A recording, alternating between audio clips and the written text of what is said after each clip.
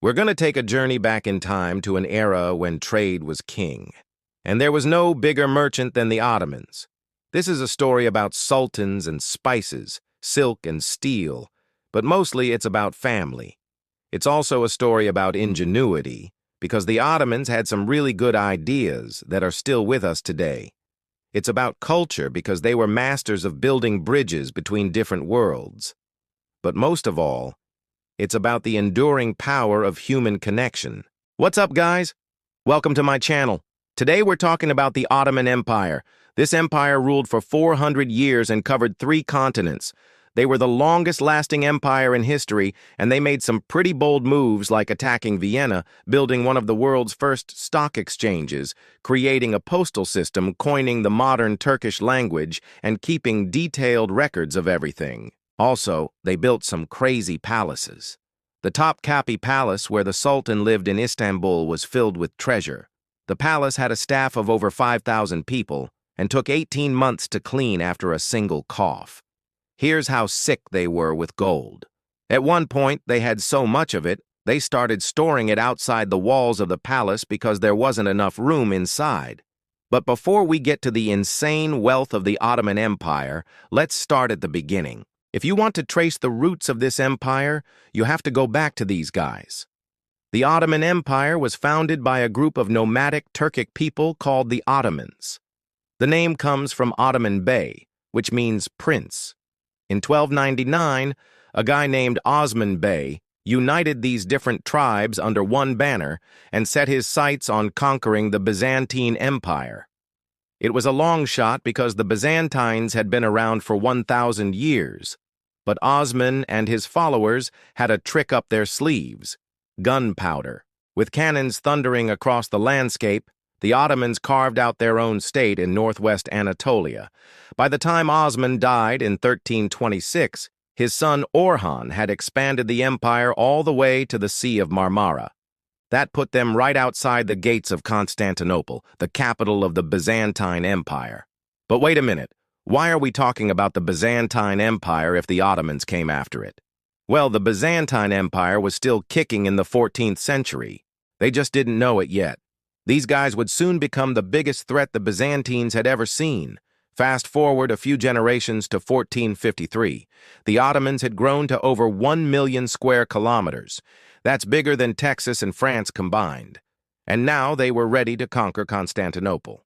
Sultan Mehmed II, also known as the Conqueror, assembled a massive army and laid siege to the city. After a bombardment that lasted 53 days, the Byzantines surrendered.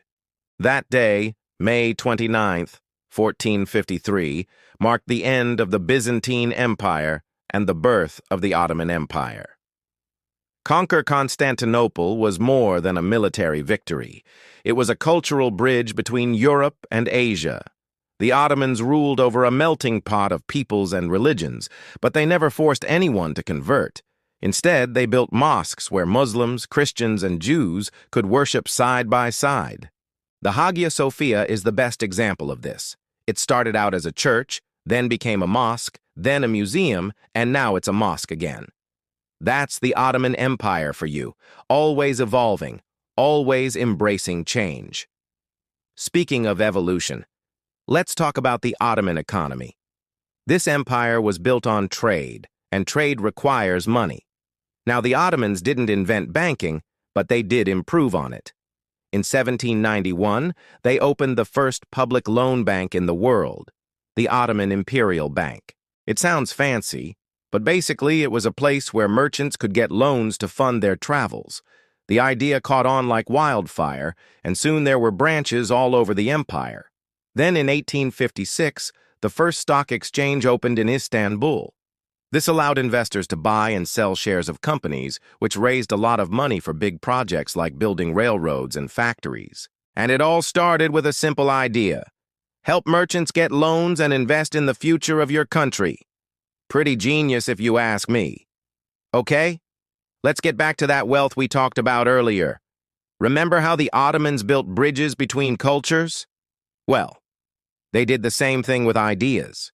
They had what's called a millet system, which let different religious groups run their own schools and courts. This meant that Ottoman sultans often had advisors from different backgrounds, which gave them a wider perspective on issues. One of the most famous examples of this was Sultan Suleiman the Magnificent. He ruled from 1520 to 1566, and during his reign, the Ottoman Empire reached its peak. Power under his rule, the Ottomans controlled North Africa, the Middle East, and most of southeastern Europe. They even pushed into Europe, capturing Belgrade and taking Vienna, except they didn't. The Battle of Karansebes was one of the largest and most brutal battles in history. The Ottoman army was massive, about 100,000 strong, but the Europeans held their ground, and eventually the Ottomans withdrew. It was a turning point in history. If the Ottomans had won, who knows what might have happened? But as it was, the battle preserved the balance of power in Europe for a long time. Okay, now let's talk about the Ottomans' greatest invention, the telegraph. Okay, just kidding. They didn't invent the telegraph. But they did have an incredible postal system. It's hard to imagine today, but until the 19th century, delivering mail was a real challenge. There were no roads or rails connecting many parts of the empire, so messengers had to rely on boats and pack animals to get their deliveries through. But the Ottomans had a solution.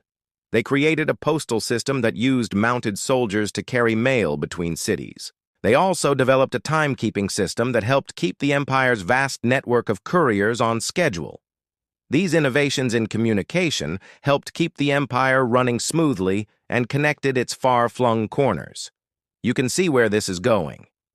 The Ottomans were masters of adopting and adapting new ideas, whether it was in warfare, governance, or trade.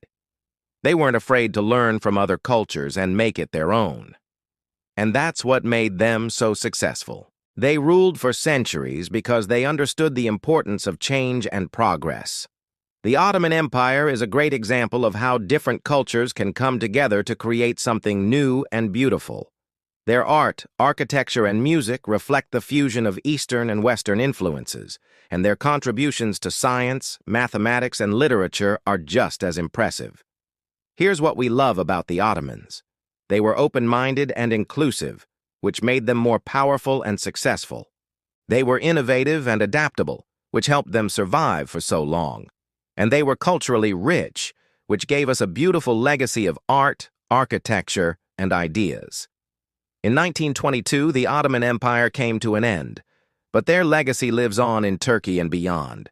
The Ottoman sultans may be gone, but their spirit of innovation, openness, and cultural richness lives on in Turkey and beyond. So next time you see a beautiful mosque or taste a delicious kebab, remember the Ottomans, the sultans of spice and steel, the masters of the Silk Road.